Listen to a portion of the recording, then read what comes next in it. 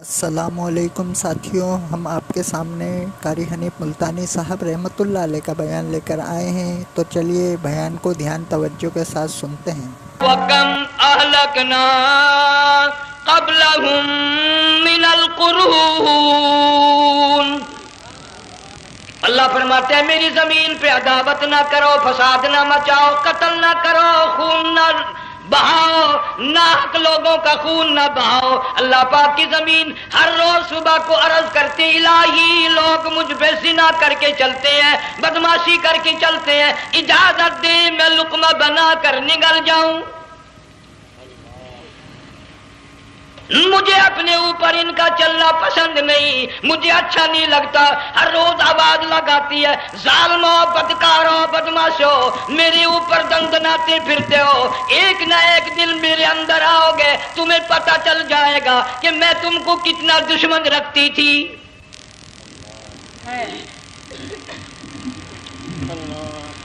آج لوگ آزاد ہو گئے، جو کسی کی سمجھ میں آتا وہی بکتا ہے، جو سمجھ میں آتا وہی کرتا ہے، نہ کوئی راہ متعین رہی، نہ کوئی مسلک رہا، نہ کوئی بات رہی۔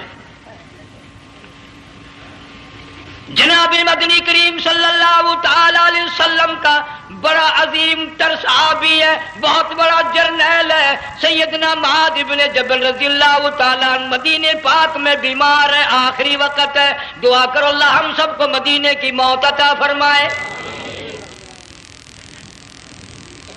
بہت جلیل القدر صحابی ہے۔ علماء کرام نے لکھا ہے کہ جب موت کا وقت بالکل قریب آیا، معاذ بن جبل رضی اللہ تعالی عنہ نے رونا شروع کر دیا، رونے لگ گئے۔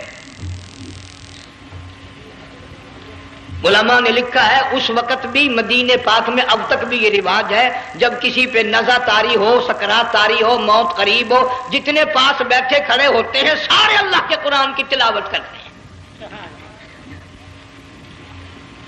صحابہ کرام آخری وقت میں قرآن مجید کی ہر وقت تلاوت کیا کرتے تھے، اس لیے حضور کریم صلی اللہ علیہ وسلم نے فرمایا قیامت کا دن ہوگا، اللہ پاک اعلان فرمائیں گے قرآن والے آگے آ جائیں۔ عرض کیا جائے گا قرآن والوں سے کون مراد ہے؟ حق تعالیٰ جل شانہ فرمائیں گے میں قرآن والا اس کو کہتا ہوں جو میرے قرآن سے عشق رکھتا تھا، پیار کرتا تھا، محبت کرتا تھا، اتنا پیار تھا آخری وقت تھا، ادھر موت کا جھٹکا لگا، ادھر میرا بندہ قرآن پڑھ رہا تھا، آج بھی اپنی قبر سے اٹھا میرا قرآن پڑھتا ہوا اٹھا، تم میدان حشر کا چکر لگاؤ، آج بھی ان کے منہ سے کستوری کی خوشبو آ رہی ہے۔ معاذ بن جبل رضی اللہ تعالیٰ عنہ قرآن مجید کی تلاوت فرماتے فرماتے رونے لگ گئے۔ کسی صحابی نے کہہ دیا موت سے ڈر کے رو رہے ہو، موت سے ڈر گئے؟ فرمایا نہیں۔ پھر کیوں روئے؟ صحابی کہتا ہے میرے دل کی تمنا میرے دل میں رہی، میری آرزو پوری نہ ہو سکی، میری حسرت پوری نہ ہوئی، میرا ذوق پورا نہ ہوا، میرا شوق پورا نہ ہوا۔ میری تمنا تھی گرمی کا موسم ہو، رمضان کا مہینہ ہو، میں روزہ دار ہوں، جہاد فی سبیل اللہ ہو، کفر اسلام کا مقابلہ ہو، میں کئی کافروں کو قتل کر دیتا، پھر کافر بھی اکٹھے ہو کر مجھ پہ ٹوٹ پڑتے، میرا ناک کاٹ لیتے، میری زبان کاٹ لیتے، میں اللہ کی حضور میں جاتا، اللہ مجھ سے پوچھتا معاذ دنیا سے کیا لایا؟ میں عرض کرتا الہی بولوں کیسے، زبان بھی تیری نام پہ کٹا کے آیا ہوں، اور روزہ رکھ کر آیا ہوں، نیت یہ ہے کہ تیرے محبوب کے حوض کوثر کے پانی سے روزہ افطار کروں گا۔ ان اللہ والوں کی یہ موت تھی۔ مالک بن دینار رحمت اللہ علیہ ایک عجیب نوجوان کا واقعہ تحریر فرماتے ہیں، گرمی تھی، دوپہر تھی، سورج اپنی شباب پہ تھا، بڑی سخت گرمی تھی، میں نے ایک نوجوان کو دیکھا، وہ پیروں سے معذور ہے، دونوں پیر نہیں ہیں، ہاتھوں کے بل زمین پہ گھسٹ گھسٹ کے چل رہا ہے، اور گلے میں کرتا بھی نہیں، سامان کوئی نہیں، سواری کوئی نہیں، کھانے پینے کا انتظام کوئی نہیں۔ مالک بن دینار رحمت اللہ علیہ فرماتے ہیں میں نے اس نوجوان سے پوچھا کہ تو کہاں سے چلا اس حالت میں؟ کہنے لگا میں بلخ بخارے سے چلا ہوں۔ تجھے یوں ہی ہاتھوں کے بل گھسٹتے چلتے کتنا عرصہ گزر گیا. نوجوان کہنے لگا اللہ والے 7 برس ختم ہو کر 8واں لگ چکا ہے. اس حالت میں کہ جی ہاں اسی حالت میں تیرا کھانا پینا. جوان کہنے لگا والذی ہوا یطعمنی ویسقین وَإِذَا مَرِضْتُ فَهُوَ يَشْفِينِ. اللہ ہی کھلاتا ہے وہی پلاتا ہے، بیمار ہو جاتا ہوں وہی تندرستی عطا کرتا ہے. اور نوجوان دوپہر بڑی سخت ہے، گرمی بڑی سخت ہے، میرے یہاں دوپہر کو آرام کر لے، قیام کر لے، کچھ دیر ٹھہر جا، آج میرے یہاں قیام کر لے. نوجوان رونے لگا اور کہنے لگا مالک بن دینار، یہ 2-4 منٹ جو تیری ساتھ باتوں میں میرے خرچ ہو گئے، مجھے ان کا ہی بڑا دکھ ہے. میں اور اپنی اس معذوری میں ہاتھوں کے بل 2-4 گز گھسٹ کر اور اپنے رب کے قریب ہو جاتا. یہ جو تیری ساتھ بات کرنے میں تھوڑا سا وقت خرچ ہو گیا، مجھے اس کا ہی بڑا دکھ ہے. ارے تو تھک گیا ہوگا. جوان کہتا ہے تیرے دیوانے مگر چلنے سے رک سکتے نہیں، تیرے دیوانے مگر چلنے سے رک سکتے نہیں، پاؤں تھک جاتے ہیں دل ان کے کبھی تھکتے نہیں. میرے سامنے تھکنے کا نام نہ لو، میرے دل میں عشق کی آگ جلی ہوئی ہے، سوز و گداز کا سمندر طوفان برپا کر رہا ہے. میں نہیں تھکنا جانتا، میرے یہاں نیند کا سوال نہیں، آرام کا سوال نہیں، میں تو گھسٹ گھسٹ کر رب کے دربار میں حاضر ہوا چاہتا ہوں. پوچھا کہ جا کہاں رہے ہو؟ کہنے لگا بیت اللہ کی زیارت کے لیے چلا، روزے رسول اللہ صلی اللہ علیہ وسلم کی زیارت کے لیے چلا. کھانا پینا کچھ نہیں کہ نہیں، بس کہ منتظر ہوں اس گھڑی کا کہ کب وہ وقت آئے اور کب میں جا کر یوں کہوں کہ اے مدینے کی مہاجر سبز گنبد کے مکی، اے مدینے کے مہاجر سبز گنبد کی مکی، عرش ہے تیرے قدم کے فیض سے یہ سرزمین. کب وہ وقت آئے، کب میں مدینے کی گلیوں کو دیکھوں، کب آب و ہوا کو دیکھوں، کب مدینے کی بہاروں کو دیکھوں، کب گنبد خضرا پہ میری نگاہ پڑے، میرے دل کی تسلی ہو جائے. عاشق لوگ یوں ہی کیا کرتے ہیں. دیہات کی ایک عورت آئی رسول اکرم صلی اللہ علیہ وسلم کی وفات شریف کے بعد اور آ کے کہنے لگی بہن عائشہ رضی اللہ تعالیٰ عنہا، میں نے سنا ہے سرکار کی وفات شریف ہو گئی، کیا کہاں دفن کیا کہ اس حجرے میں؟ کہنے لگی مجھے دروازہ کھول کر قبر کی زیارت تو کرا دے. عورت صاحب دیہات کی رہنے والی چوکھٹ پہ کھڑی ہو کے کہنے لگی آقا جب بھی آتی تھی زبان تیری ہوتی تھی، قرآن خدا کا سنتی تھی، مسائل پوچھتی تھی، زیارت کرتی تھی، اب یہ زندگی اچھی نہیں لگتی، میں تیرے قدموں میں مرنا چاہتی ہوں. علماء نے لکھا ہے ایک چیخ ماری چوکھٹ پہ گر کر جان دے دی. سبحان اللہ. مالک بن دینار رحمت اللہ علیہ فرماتے میں بھی اس سال حج کے لیے گیا، مینا میں میں نے دیکھا کہ بڑا مجمع لگا ہوا ہے ایک جگہ، تو میں بھی گیا کہ یہ لوگ کیوں اکٹھے ہیں. میں نے لوگوں میں سے جھانک کر دیکھا تو وہی نوجوان بیٹھا ہے جس کو میں نے دوپہر کے وقت دیکھا تھا. وہی حالت ہے، گلے میں کرتا نہیں، گٹھڑی نہیں، تھیلا نہیں، سامان نہیں، اور رو رو کے یوں کہتا مولا آج کسی نے دمبے کی قربانی دی، کسی نے بکری کی قربانی دی، کسی نے اونٹ کی قربانی دی، کسی نے گائے کی قربانی دی. میں فقیر ہوں، میں مسکین ہوں، میں بالکل مفلس اور نادار ہوں، میرے پاس تو یہ میری جان ہے، میں اس کی قربانی دیا چاہتا ہوں، قبول فرما. ہزاروں لاکھوں لوگوں کے سامنے ایک چیخ ماری اور مینا میں جان دے دی. اس حالت میں ان اللہ والوں کا آخری وقت آتا ہے. ایک ہم لوگ مرتے ہیں ایکسیڈنٹوں میں، سڑکوں پہ، ادھر موت کا جھٹکا لگ رہا، ادھر منہ میں کنجری کا گانا. ارشاد فرمایا مدنی کریم صلی اللہ تعالی علیہ وسلم نے سیاتی علی الناس زمان، اور لوگوں میری امت میں ایک وقت ایسا آئے گا لوگ اتنے برباد ہو جائیں گے، صبح کو آدمی مومن مسلمان ہوگا، شام کو موت آئی تو جنازہ کافر کا اٹھ رہا ہوگا. گھروں میں، محلوں میں آج موت آتی ہے کنجری کا گانا منہ میں ہوتا ہے، ادھر دم نکل رہا ہے، ادھر کنجری کا گانا کانوں میں آواز آ رہی ہے، میت کو غسل دیا جا رہا ہے، کنجری کی آواز آ رہی ہے، جنازہ اٹھا کر لے جا رہے ہیں، کنجری کی آواز آ رہی ہے، قبر میں میت اتاری جا رہی ہے، کنجری کی آواز آ رہی ہے، قبر پہ مٹی ڈالی جا رہی ہے، کنجری کی آواز آ رہی ہے۔ اس ماحول میں، اس معاشرے میں ہم کس طرح ایمان اور یقین اور ایمان ساتھ لے کر مریں گے؟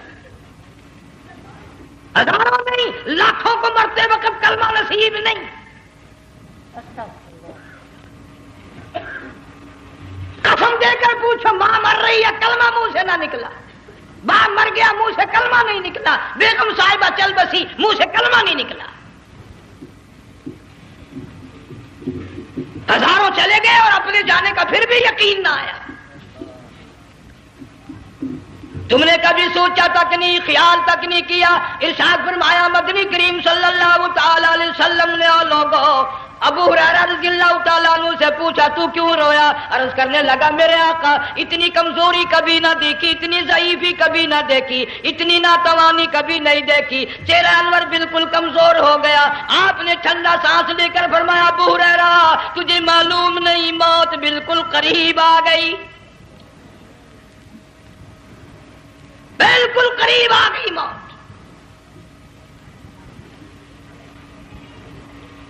تیری ایک انگلی پکڑ کر اگر کوئی مروڑ دے کتنا دکھ ہوگا، درد ہوگا، ہائے ہائے ہائے۔ جنگ والوں کبھی تم نے سوچا نہیں 360 رگیں ٹوٹیں گی کیا حال بنے گا، اعضاء چھوٹیں گے، سر کے بالوں سے لے کر پیروں کے ناخنوں تک ہر جوڑ کو توڑ کے رکھ دیا جائے گا، وزیروں، سفیروں، امیروں، حسینوں، جمیلوں، تمام کے جوڑوں کو اکھاڑ کے رکھ دیا جاتا ہے۔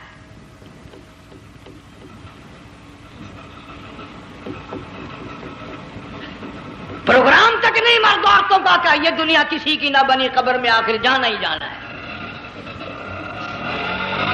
علماء کرام نے لکھا ہے کہ حضرت عیسیٰ علیہ السلام کے پاس لوگ آئے اور کہنے لگے نئی نئی قبروں سے مردے زندہ کر کے دکھاتے ہو، آؤ ہم ایک پرانی قبر پہ لے کے چلتے ہیں، مردہ زندہ کر کے دکھاؤ۔ عیسیٰ علیہ السلام تشریف لے گئے، فرمایا قم باذن اللہ، ایک نوجوان زندہ ہو کر قبر سے نکل کر سامنے آ کر کھڑا ہو گیا۔ عیسیٰ علیہ السلام نے پوچھا تو کون ہے؟ وہ کہنے لگا میرا نام سام ہے، میں حضرت نوح علیہ السلام کا بیٹا ہوں۔ تو پیغمبر کا دماغ تو پیغمبر کا ہوتا ہے نا۔ فرمایا تجھے تو بڑا عرصہ قبر میں گزر گیا، کتنے ہزار سال قبر میں گزر گئے؟ کہ جی ہاں۔ عیسیٰ علیہ السلام نے فرمایا یار ملاقات تو اللہ نے کرائی دی، قبر کا کچھ حال تو بتا کیا بنتی ہے، قبر کا کچھ ماحول بتا، قبر کی خبر بتا۔ علماء کرام نے لکھا وہ نوجوان رونے لگا اور کہنے لگا عیسیٰ علیہ السلام تو قبر کی خبر پوچھتا ہے، قبر کا حال پوچھتا ہے، قبر کا ماحول پوچھتا ہے، قبر کا معاملہ مجھ سے پوچھتے ہو، آپ مجھ سے پہلے یہ کیوں نہیں پوچھتے کہ موت کا جھٹکا کتنا شدید ہے؟ نوجوان رو کے کہنے لگا عیسیٰ علیہ السلام کتنے ہزار سال میری موت کو گزر گئے، پر مالک کائنات کی قسم آج تک میرا منہ کڑوا ہے۔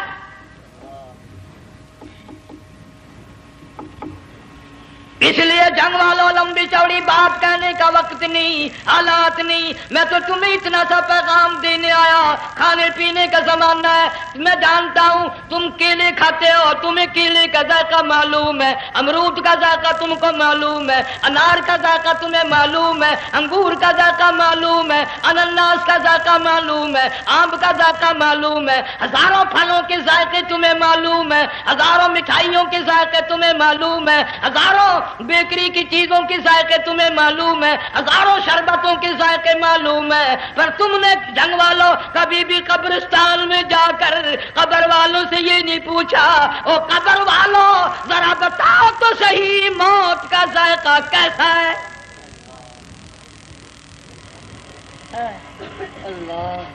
تم نے چکھا نہیں، جنہوں نے چکھا وہ بتانے نہ آئے کیسا ذائقہ ہے۔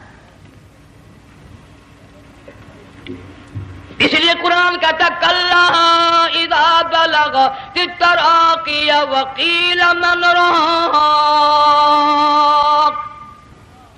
وظن انه الفراق والتفت الساق بالساق الى ربك يومئذ المساق.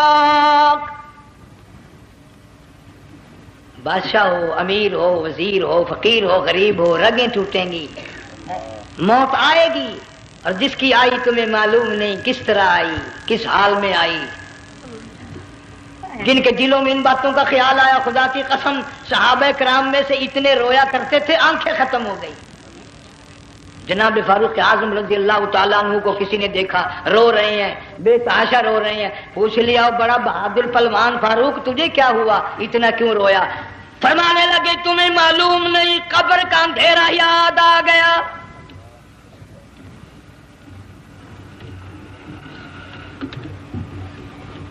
ایک 1,29,000 صحابہ کرام اس آخرت کے لیے قربانیاں دیتے آئے، اولاد کی قربانی دی، مال کی قربانی دی، جان کی قربانی دی، جو کرنا پڑا وہ کر گزرے، لیکن محمد عربی صلی اللہ علیہ وسلم کا دامن نہ چھوڑا. اسی لیے ہر سال اللہ پاک جل شانہ نے اس امت کو یہ موقع دیا کہ سنت خلیل پہ عمل کرتے کرتے قربانیوں کی یاد تازہ ہو جائے، قربانیوں کی یاد تازہ ہو جائے. قرآن کریم میں جا بجا ابراہیم علیہ السلام کا اللہ پاک نے ذکر خیر فرمایا، یوں فرمایا ہم نے ان کے بڑے امتحان کیے، بڑی آزمائش کی، وہ ساروں میں کامیاب ہوئے. تم ہر وقت اللہ سے یہ دعا کیا کرو اللہ ہمیں امتحان میں نہ ڈالے، آزمائش میں نہ ڈالے، ہم امتحان کے قابل نہیں. یہ ہمارے جو امتحان ہوتے ہیں ان میں نقل ماری جاتی ہے، تو اللہ امتحان لے گا تو نقل کیسے ماریں گے، کیسے کام چلے گا؟ جناب ابراہیم علیہ السلام کو اللہ پاک نے ہزاروں امتحان میں مبتلا کیا، ہزاروں آزمائشیں کی، فَأَتَمَّهُنْ سب میں کامیاب گیا، سب میں پاس نکلا. ایک آزمائش ایسی بھی آئی اللہ کی توحید کی وجہ سے، شرک کو مٹانے کی وجہ سے ابراہیم علیہ السلام کا سارا مصر فلسطین دشمن بن گیا. حضرت سارہ کو ساتھ لے کر چل دیے، ایک بیوی ساتھ ہے اکیلا دم میں. یہاں تو لوگ محلوں میں شہروں میں کہتے ہیں جی میں اکیلا ہی ہوں، میں کیا کروں. اگر خلیل کہتا کہ میں اکیلا ہوں تو آج قرآن میں اس کا ذکر خیر کیسے ہوتا؟ پرواہ نہ کی، وہ کہتا میرے لیے میرا اللہ کافی ہے. کون کہتا ہے میں اکیلا ہوں، میری ساتھ تو اللہ ہے. مصر سے گزرنے لگے، بادشاہ کے ملازموں نے بادشاہ کو جا کے بتایا بڑی خوبصورت عورت گزر رہی ہے تیرے حلقے سے، بہت بڑی خوبصورت عورت ہے. کہ ملازم پکڑ کے لے کے چلے تو عورت ذات حضرت سارہ رونے لگ گئی. خلیل میرا کیا بنے گا؟ پیغمبر کو اللہ کی ذات پر بڑا یقین ہوتا ہے، فرمایا پرواہ نہ کر، میری آبرو میرے مولا کی آبرو ہے، چاہے جہاں چلی جا میری عزت کی حفاظت میرا اللہ کرے گا. فرمایا فاللہ خیر حافظا وہو ارحم الراحمین. پرواہ نہ کر، میں اس کا پیغمبر ہوں، نبی ہوں، چیخا میں جلا اس کے لیے، سارے دکھ اٹھاتا ہوں اس کے لیے، میری عزت کی حفاظت وہی کرے گا. محل میں جا کر حضرت سارہ کو بند کر دیا. بادشاہ نے بلوایا ہے عزت لوٹنے کے لیے، بادشاہ نے پکڑوا کر منگوایا ہے آبرو برباد کرنے کے لیے. بادشاہ کا ارادہ ہے سارا کی عزت کو برباد کرنے کا، اور اللہ کا پروگرام ہے سارا ادھر آ، اس محل میں ایک معصوم بچی ہے جس کا نام ہاجرہ ہے، میں اس کو اتنا پسند کرتا ہوں، اللہ فرماتے ہیں اس کے پیٹ سے اسماعیل ذبیح اللہ کو پیدا کرنا چاہتا ہوں، اس کی نسل سے حبیب اللہ کو لانا چاہتا ہوں. آج تک کسی کی انگلی اس کی طرف نہیں اٹھی. سارا محل میں آؤ، اس کو آ کر ساتھ لے جاؤ تاکہ میرے ذبیح اللہ کی پیدائش کا معاملہ بن جائے. بادشاہ کا ارادہ ہے آبرو برباد کرنے کا، اللہ کا ارادہ ہاجرہ کی آبرو بچانے کا. فرمایا وَيَمْكُرُونَ وَيَمْكُرُ اللَّهُ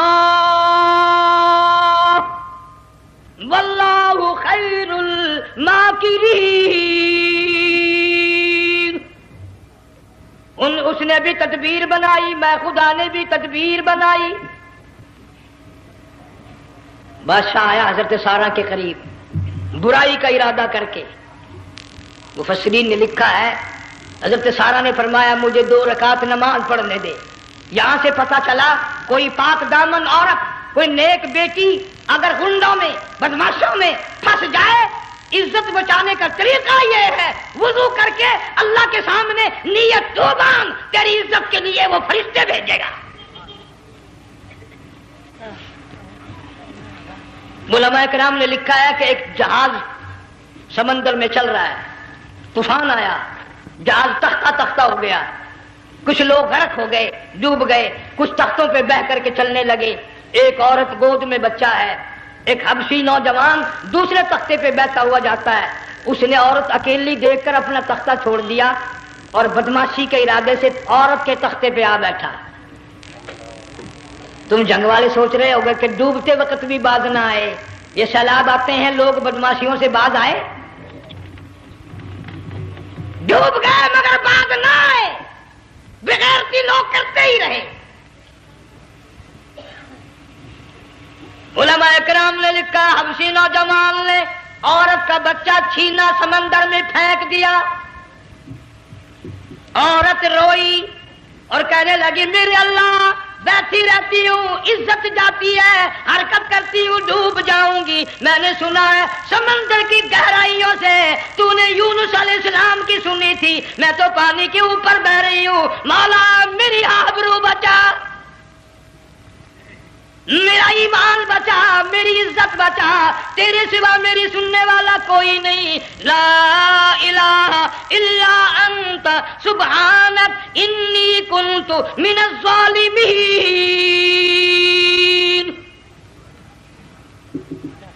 علماء نے لکھا ہے کہ ایک گردن سی نمودار ہوئی پانی میں سے اور حبشی نوجوان کو ایک ہی لقمہ بنا کر لے گئی۔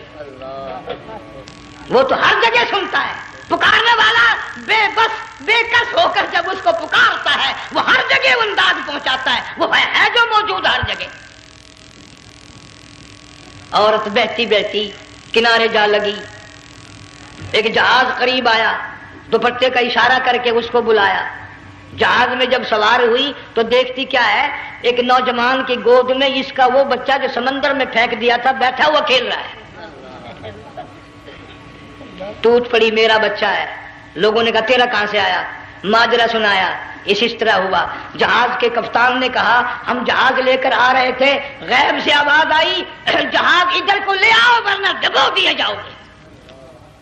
ہم جب جہاز وہاں لے کر پہنچے تو دیکھتے کیا ہے کہ ایک جانور کی پیٹھ پہ یہ بچہ بیٹھا ہوا کھیل رہا تھا۔ عزت بھی بچی، ایمان بھی بچا، بچہ بھی بچا، اور کوئی بچانے کے لیے تدبیر کرے جبھی نا۔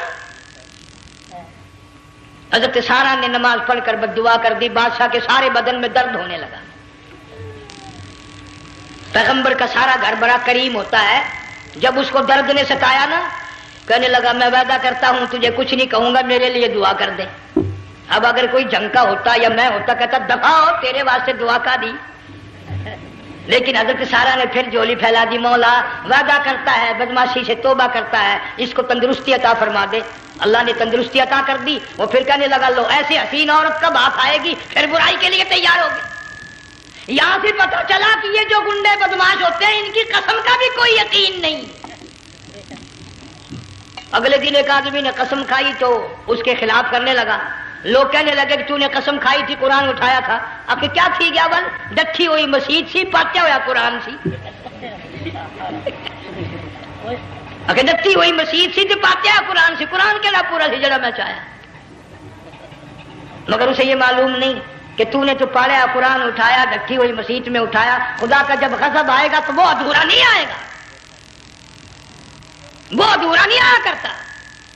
3 مرتبہ اس بادشاہ نے حضرت سارہ کے ساتھ ایسا کرنے کا ارادہ کیا، پھر دعا ہوئی، پھر بد دعا ہوئی، پھر دعا ہوئی، پھر بد دعا ہوئی۔ آخر کار کہنے لگا اپنے ملازموں کو کہ ہوئے بدماشو، عورت کے روپ میں کسی بلا کو پکڑ کے لائے ہو، کسی جن بھوت کو لے آئے ہو، اور کہنے لگا تو چلی میرے محل سے جلدی چلی جا، اور جاتی جاتی وہ کہا کہ یہ تیری خدمت کیا کرے گی، یہ بچی میرے محل میں ہے، اس کو ساتھ لے جا۔ حضرت سارہ کو، ہاجرہ کو ساتھ کر دیا، سیانی ہو گئی، حضرت ابراہیم علیہ السلام سے نکاح کر دیا، اسماعیل علیہ السلام پیدا ہو گئے۔ اللہ میاں جب حضرت ابراہیم علیہ السلام چومتے ہیں، چاٹتے ہیں، ماتھے پہ بوسے دیتے ہیں، اٹھاتے ہیں، پیغمبر کا بیٹا، خود بھی نبی اور آل میں آنے والا نبی، کالی کملی والا صلی اللہ علیہ وسلم، کتنا حسین چہرہ ہوگا۔ اللہ میاں نے پھر آزما لیا، حکم دیا کہ اس ہاجرہ کو، اسماعیل کو، دونوں ماں بیٹوں کو وہاں چھوڑ کے آ جہاں سینکڑوں میل میں پانی کوئی نہیں، آدمی کوئی نہیں، رستہ کوئی نہیں، گھاس کوئی نہیں، پتا کوئی نہیں، جہاں بیت اللہ ہے یہاں کے بارے میں حکم دیا، چھوڑ کے آ۔ اور اگر آپ کو نیند نہیں آئی تو مزہ آئے گا، اللہ نے یہی فرما دیا، بتانا نہیں ہے کہ میں نے حکم دیا ہے۔ خدا حافظ نبی نہیں کہتا اپنی بیوی کو۔ آج لوگ ہر بات میں کہہ دیتے ہیں ہمارے پیروں کو پتا کل کو کیا ہوگا، ہمارے فقیروں کو پتا ہے پرسوں کیا ہوگا۔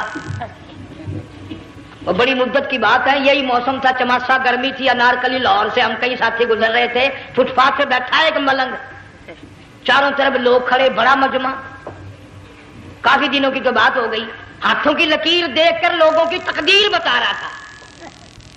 کسی کو کہتا تھا تجھے بڑی اونچی پوسٹ ملے گی، کسی کو کہتا تھا تیری شادی بڑی فرسٹ کلاس لیڈی سے ہوگی۔ وہ بابو تو کوڈا ہی ہو جاتا تھا، لیڈیوں پہ بڑے مرائے یہ لیڈے، کوئی کام نہیں، رات دن بس لیڈیوں کے پیچھے ہی پھرنا ہے۔ میں نے اپنے ساتھیوں سے کہا، میں نے کہا میں بھی تقدیر پوچھتا ہوں اپنی۔ کہنے لگے شرارت ہو جائے گی، میں نے کہا ساری دنیا پر ہاتھ دکھا رہی ہے، کوئی شرارت نہیں، میرے ہاتھ میں شرارت ہے۔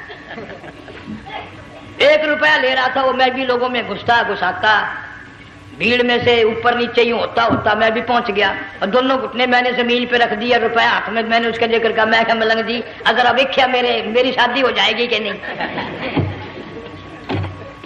اب اس نے دیکھ کے میری طرف کہنے لگا، اس نے سوچا کہ یہاں اچھے بھلے کو نہیں ملتی پاکستان میں، اسے کون دے گا؟ اچھی طرح میرا ہاتھ دیکھا بھی نہیں، جٹک کے کہنے لگا نہیں تیری شادی نہیں ہونی۔ میں کیا کھوتے تیرے باپ کے 8 بچے کھیل رہے ہیں۔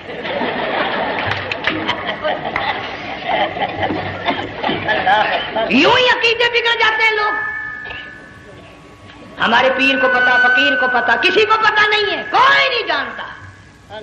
فرمایا وما تدری نفس ماذا تکسب غدا، کوئی نہیں جانتا کل کیا ہو جائے گا۔ وما تدری نفس بأی ارض تموت، کوئی نہیں جانتا زمین کے کس ٹکڑے پہ موت آئے گی۔ ان اللہ علیم خبیر، ایک اللہ کی ذات جانتی ہے۔ حضرت ہاجرہ اسماعیل علیہ السلام کو چھوڑ کر چل دیے، نہ خدا حافظ کہا، نہ کوئی تسلی دی، تھوڑی سی کھجوریں، تھوڑا سا پانی، ختم ہو گیا۔ ابراہیم علیہ السلام جب دور نکل گئے تو حضرت ہاجرہ نے دیکھا یہ تو چلے گئے، کھڑی ہو کر آواز دی، اے میرے ابراہیم۔ مڑ کر نہیں دیکھتے۔ جنگ والوں، اللہ کا پیغمبر اللہ کی اجازت کے بغیر اپنی بیوی کی طرف نہیں دیکھتا، گھر والی کی طرف نظر اٹھا کر نہیں دیکھتا۔ ایک تم ہو، چٹی داڑھی، بڑھیپا، کالے برقعے والی نظر آ جائے نا، آگے بھاگ کر بڑے نہیں آتے ہیں، کہاں جانا چاہتی ہیں آپ؟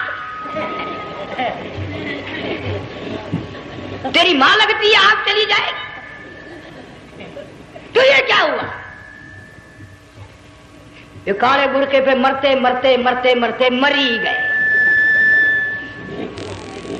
ایسا عجیب تماشا۔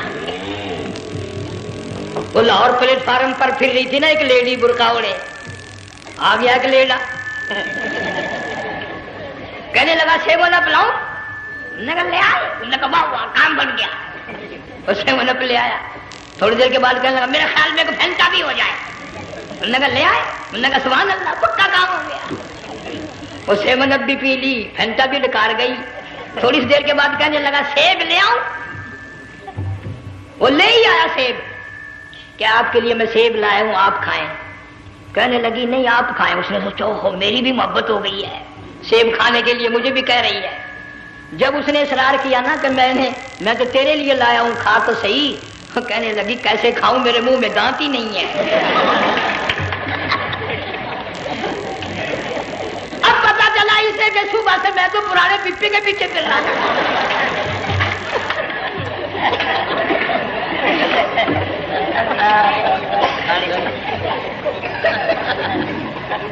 صرف برقع دیکھا چل دی. یہاں پیغمبر اپنے گھر والی کی طرف نہیں دیکھتا. حضرت حاجرہ نے اسماعیل علیہ السلام کو سینے سے لگایا. عرب کی قداور مائی, طاقتور مائی, دوڑ لگا کر حضرت خلیل کا راستہ آ کے روک لیا اور کہنے لگی میں جوان عورت, یہ پیارا نور نظر, یہ لخت جگر, شکل تو دیکھو, صورت تو دیکھو, ہمیں یہاں چھوڑ کے جا رہے ہو. اللہ کا پیغمبر بولتا نہیں. پتہ چلا پیغمبر اللہ کی اجازت کے بغیر سانس نہیں لیتا, آنکھ کا اشارہ نہیں کرتا. حضرت حاجرہ رونے لگ گئی, میرے خلیل, میری ابراہیم, میرا قصور بتاؤ, میرا جرم بتاؤ, میری خطا بتاؤ, میرا گناہ بتاؤ, معافی چاہوں گی, معذرت کروں گی. اس بچے کا کیا گناہ ہے اس میدان میں چھوڑ کے چلے ہو؟ بولتے نہیں ہیں, اللہ کی طرف سے بولنے کی اجازت نہیں ہے. حضرت حاجرہ نے خود ہی قیاس لگایا, سوچتی ہیں پیغمبر تو کسی پہ ظلم نہیں کرتا. وہ کہنے لگی خلیل کہیں اس رب کا حکم تو نہیں, کہیں اس اللہ کا یوں حکم تو نہیں. جنگ کے لوگوں اگر خلیل ہاں کہہ دیتا تو کیا حرج تھا, ہاں نہیں کہتا, اجازت نہیں, تاکہ حاجرہ کے یقین ایمان کا امتحان مکمل ہو. مفسرین نے لکھا ہے کہ حضرت ابراہیم علیہ السلام نے سر کا یوں اشارہ کیا, بس ذرا سا ہاں. پھر عورت کا ایمان دیکھ, یقین دیکھ, یہی نہ بیٹھی, دوڑ کے وہاں گئی ہے جہاں پہلے بٹھا کر آئے تھے اور کہنے لگی ابراہیم جاؤ, میں جانوں میرا رب جانے, پرواہ نہیں. راتیں آتی ہیں چلی جاتی ہیں, دن آتے ہیں گزر جاتے ہیں. تھوڑی سی کھجوریں تھی وہ ختم ہو گئی, پانی ختم ہو گیا, بھوک اور پیاس نے بے چین کر دیا. اسماعیل علیہ السلام کی اتنی لمبی زبان باہر نکلا. دو پتھر کھڑے کر کے اوپر ایک پتھر رکھ کر چھاؤں بنائی, اس کے نیچے لٹا دیا اور پھر چکر لگایا. کبھی صفا پہاڑی پہ چڑھتی ہے, کبھی مروہ پہاڑی پہ چڑھتی ہے, کبھی اترتی ہے اور ڈھلوان میں سے بھاگ کر چلتی ہے. جب اپنا بچہ نظر نہیں آتا سارے کہہ دو اللہ بڑا بے نیاز ہے, اللہ بڑا, زور سے کہو اللہ بڑا. کسی کے 500 سال کے سجدے رد, کسی کی ہزاروں سخاوت صدقات رد, کسی کی چال منظور, کسی کی رفتار منظور, کسی کی توڑ منظور. اور یوں فرمایا حاجرہ میری رحمت کی تلاش میں آج جو تو نے دوڑ لگائی ہے, یہ تیری چال ڈال رفتار توڑ ہمیں اتنی پسند آ گئی, اتنی پسند آ گئی کہ آج کے بعد خلیل اللہ کیوں نہ ہو, ذبیح اللہ کیوں نہ ہو, کلیم اللہ کیوں نہ ہو, روح اللہ کیوں نہ ہو, حبیب اللہ کیوں نہ ہو, صحابہ کرام کیوں نہ ہو, قطب ابدال غوث کیوں نہ ہو, میری حاجرہ مجھے اپنی کبریائی کی قسم جب تک وہ تیری چال چل کے نہ دکھائے گی حاجی کا لانے کا حقدار نہیں ہو سکتا. تیری رفتار اسے چلنی پڑے گی. فرمایا ان الصفا والمروہ من شعائر اللہ فمن حج البیت او اعتمر فلا جناح علیہ ان یطوف بہما ومن تطوع خیرا فإن اللہ شاکر علیم. 7ویں چکر میں آواز سی آئی, اب رو پڑی حضرت حاجرہ, کہنے لگی میرا بچہ اگر چل بسا میں پھر کیا کروں گی. سن لی میں نے آواز. آپ کی کیا دیکھتی ہے, اسماعیل علیہ السلام کی نرم و نازک ایڑیاں جس زمین پہ رگڑی گئی تھی وہاں سے چشمہ جاری کر دیا. حضرت حاجرہ نے پی لیا, بھوک بھی ختم ہو گئی, پیاس بھی ختم ہو گئی, بچے کو بھی پلایا. اللہ تعالیٰ نے خانے کعبہ کی بنیاد ڈال دی, ایسے گھر کی بنیاد ڈالی. حضور صلی اللہ علیہ وسلم فرماتے ہیں 500 سال کی عبادت ایک طرف اور بیت اللہ پہ ایک نگاہ یوں ڈالنا ایک طرف. 500 سال کی عبادت کا وہ ثواب نہیں جو ایک نظر خانے کعبہ پہ ڈالنے کا ثواب ہے. اور اللہ پاک یوں فرماتے ہیں کہ جو آنے والا حجر اسود کو بوسہ دیتا ہے، اللہ پاک یوں فرماتے ہیں میں سمجھتا ہوں میرا سجا ہاتھ پکڑ کر میرے بندے نے چوم لیا۔ جو غلاف کعبہ کو پکڑ کر مانگتا ہے، اللہ فرماتے ہیں میں یہ سمجھتا ہوں میرا دامن پکڑ کے مانگ لیا۔ جو مقام ملتزم پہ لپٹ کے مانگتا ہے، اللہ فرماتے ہیں میں سمجھتا ہوں میری چوکھٹ پہ پڑھ کے مانگ لیا۔ اور فرمایا لوگوں یہ جو آنے والے آئے ہیں یہ رشتہ داروں کے مہمان نہیں، عزیزوں کے مہمان نہیں، دوستوں کے مہمان نہیں، میں خدا میزبان ہوں، یہ میرے مہمان ہیں۔ آج ان کی دعاؤں پہ آمین کہو، فرشتوں کو حکم ہوتا ہے ان سے مصافحہ کرو۔ مگر اللہ تعالیٰ سب کو توفیق دے کہ حج مکمل کر کے آئیں اور سب کا حج قبول فرمائے۔ میرے علاقے میں کئی سالوں کی بات ہے پرانی، جب کوئی حاجی تھا، ایک آدمی حج کر کے آیا، میں دوپہر کو اس کو ملنے گیا تو زور کی نماز کا وقت آیا، میں اٹھ کے چلا گیا نماز پڑھنے۔ پھر عصر کی نماز کا وقت آیا، میں اٹھا اور نماز پڑھ کے آ گیا۔ میں نے اس حاجی کے لڑکے سے پوچھا، میں نے کہا حاجی صاحب نے نماز یہیں پڑھی؟ تو کہنے لگا جی ابھی شروع نہیں کی، سفر کے تھکے ہوئے ہیں نا، 2-4 دن کے بعد شروع کریں گے۔ شکر ہے پہلے لوگ جھوٹ نہیں بولنا کرتے تھے، ہاں آج کل کا ہوتا نا تو وہ کہہ دیتا ہے جی یہ تو کئی وقت کی کتھی پڑھ کر بیٹھے ہیں۔ تو پھر مولوی تھا نا، میں بیٹھ گیا حاجی کے پاس، باتوں میں اس کو لے آیا یہی، میں نے کہا حاجی صاحب نماز نہیں پڑھی؟ کہنے لگا آپ ہی لوگوں سے سنا ہے کہ بیت اللہ میں جو ایک نماز پڑھے 1,00,000 کا ثواب ملتا ہے، مسجد نبی میں جو ایک نماز پڑھے 50,000 کا ثواب ملتا ہے، 4 مہینے پڑھ کے آیا، وہ حساب لگا لو۔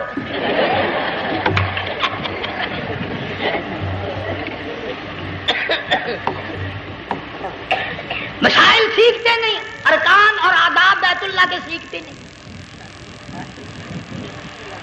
ڈی سی کے دفتر میں اگر جانا ہو کئیوں سے پوچھے کیسا جاؤں، کس طرح درخواست دوں، کیسے کہوں، کیسے کھڑا ہوں، کیسے بیٹھوں، کیا عرض کروں، اور اللہ کے دربار میں ہم جاتے ہیں اور سیکھ کرنے جاتے ہیں، یہ خوف نہیں کہ اگر بے ادبی ہوگی تو مارا جاؤں گا۔ اللہ تبارک و تعالیٰ جل شانہ نے اسماعیل علیہ السلام کی نرم و نازک ایڑیوں سے بنیاد ڈال کر خانہ کعبہ کی، اللہ نے ہمیں یہ کعبہ دیا، گناہوں کی معافی مانگنے کے لیے وہاں جاؤ، اللہ تبارک و تعالیٰ کے دربار میں حاضر ہو کر مانگنے کے لیے یہاں جاؤ۔ ارشاد فرمایا مدنی کریم صلی اللہ تعالی علیہ وسلم نے جو آدمی صحیح ارکان حج کے ادا کر کے واپس جاتا ہے اس طرح واپس آتا ہے گویا آج ہی ماں کے پیٹ سے پیدا ہوا۔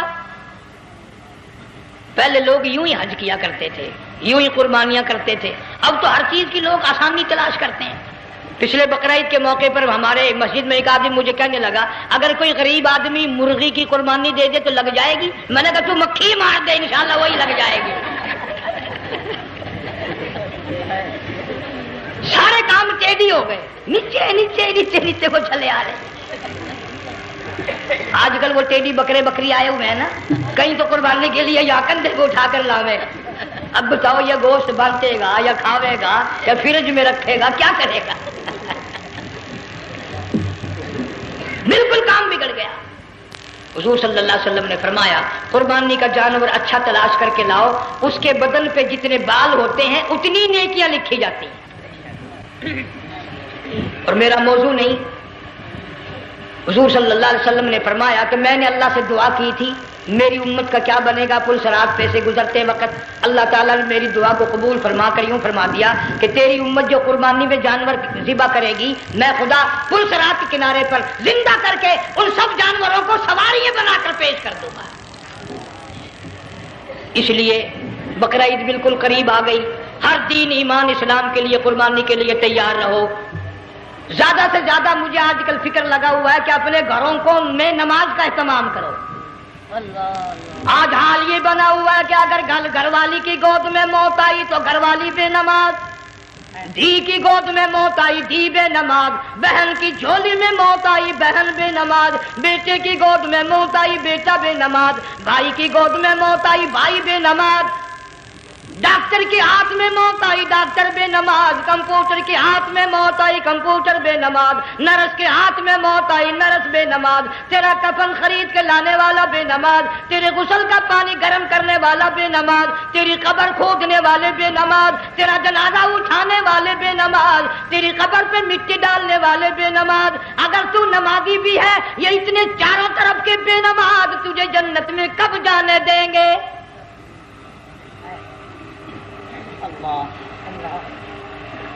اس بچی کا فکر کیوں نہیں کرتا؟ کلاس میں فیل ہو جائے تجھے دکھ لگتا ہے میری بچی فیل ہو گئی، ساری عمر نماز نہ پڑھے تجھے کبھی درد نہیں ہوا کہ جہنم کے انگاروں میں جلے گی؟ بیوی ایک دن تیرا کہنا نہ مانے آگ لگ جاتی ہے، ساری عمر نماز نہ پڑھے بے ایمان تجھے کبھی آگ نہیں لگی۔ اس گھر سے تیرا جنازہ نکلے گا، اس گھر سے تیری میت اٹھے گی جس گھر میں تو نے سارے بے نماز پیدا کر رکھے ہیں، سارے بے نماز اکٹھے کر رکھے ہیں، کس طرح ایمان کلمہ ساتھ لے کر جائے گا؟ اس لیے اپنے ماحول میں، اپنے گھر میں بچیوں کو، بہنوں کو پیار سے، محبت سے، بڑے عقیدت سے ان کو نمازی بنا، تاکہ مرنے کے بعد جب تیرا جو بیٹی بہن منہ دیکھنے آئے تو نمازی تو تیرا منہ دیکھنے آئے، تیرا منہ دیکھنے بھی سارے بے نمازی آئے، تجھے کیا فائدہ ہوگا؟ اللہ سبحانہ و تعالی ہم سب کو ہمارے گھر کے ماحول کو نمازی بنائے۔ مفتی صاحب اس دنیا فانی سے رخصت ہو گئے، تشریف لے گئے، جان سارا بے وارثہ ہو گیا۔ مفتی صاحب ہی کا مدرسہ ہے، یہ مفتی صاحب ہی کے بچے ہیں، ان بچوں کی سرپرستی کرو، ان کا اکرام کرو، ان کی عزت کرو، جامعہ حلیمیہ کی خدمت کرو۔ بقرہ عید کا موقع آ رہا ہے، وہ تو نہ جانے کس کس طریقے سے اپنا کام چلاتے تھے، ہزاروں لوگوں سے ان کے تعلقات تھے، یہ بچے ہیں، نیا کام ہے۔ اللہ سبحانہ و تعالی ہر خدمت گزار کو دو جہان میں سرخ روئی عطا فرمائے۔ بڑی اچھی اچھی کیسٹیں آپ کو یہاں سامنے سے ملیں گی اپنے گھر کا ماحول بنانے کے لیے۔ پیغمبر کی دعا سے پہلے نہ اٹھا کرو بھائی، ہائے ہائے، کوئی دنیا کا دین کا جس کو کوئی اللہ سے حاجت ہو بیٹھ جائے ایک منٹ کے لیے، درود شریف پڑھ کے دعا مانگو، اللہم صلی وسلم وبارک علی سیدنا و مولانا محمد وعلی آل سیدنا و مولانا محمد وبارک وسلم۔ یا اللہ قبلہ مفتی صاحب رحمہ اللہ کی قبر کو جنت کا باغ بنا، اللہ تعالیٰ ان کے گھر والوں کو صبر جمیل کی توفیق عطا فرما، اللہ پاک ان کی آل اولاد کو مفتی صاحب کا جانشین صحیح معنوں میں جانشین بنا، اس مدرسے کو آباد فرما، اللہ تعالیٰ سارے جنگ کی سرپرستی فرما، سارے شہر کو آباد فرما، ہر شر سے ہر فتنے سے سب کی حفاظت فرما۔ یا اللہ ہم سب کو سچا مسلمان پکا دیندار بنا، ہمیں اور ہماری اولاد کو نیک اور نمازی بنا۔ یا اللہ ہمارے گھروں کو نماز اور قرآن سے آباد فرما، کلمے اور ایمان والی موت عطا فرما۔ صوفی مولانا محمد یار صاحب رحمہ اللہ کی قبر کو جنت کا باغ بنا۔